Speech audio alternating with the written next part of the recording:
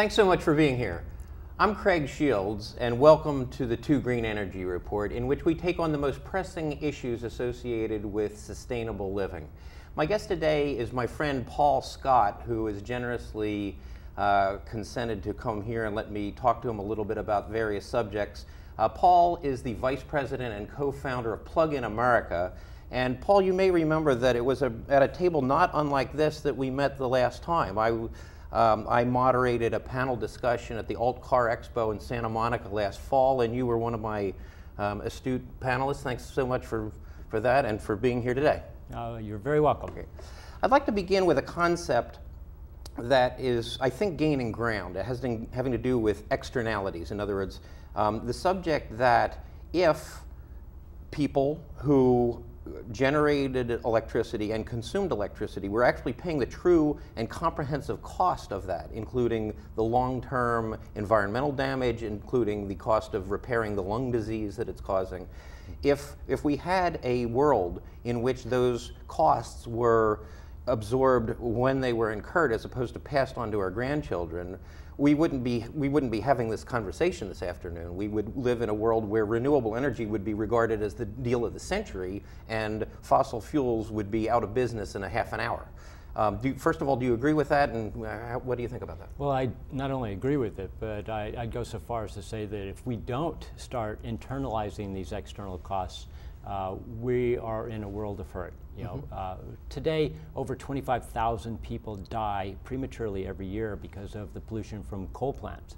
That's a huge cost to their families. And in addition to that, you have several 100,000 who get sick but don't die. And add to that the environmental degradation of mountaintop mining. If you go to Google Earth and you fly over West Virginia, it's apparent. You can see these giant areas where they've completely demolished the mountain and the tailings are thrown into the streams down below. So when that happens, there's a huge cost to society. Right. Now, when you buy a kilowatt hour from your utility, you pay nothing for that. And that is just completely wrong, unfair.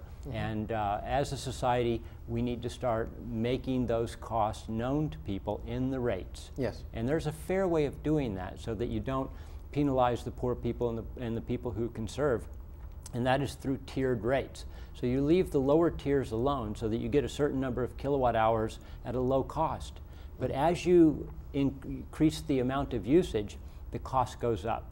And that way, only the people who are egregiously wasteful or very wealthy will pay the additional cost. That's very interesting. The book that I just finished on renewable energy facts and fantasies, it's called, is a compilation of 25 chapters of interviews. And the guy that I interviewed, the chief scientist for Clipper Wind Power, concluded he was almost in tears at the end of this thing when I asked him about that exact phenomena of how do we as a society make tough choices? And he goes, look, I don't see these as tough choices. I see, he talked about that a mountain in West Virginia where they chose, rather than put a wind turbine on the top of it, which they could later remove if they felt like it, they chose to chop the top off it. He goes, I just simply don't understand that. So it is a strange world in which we live. Yeah.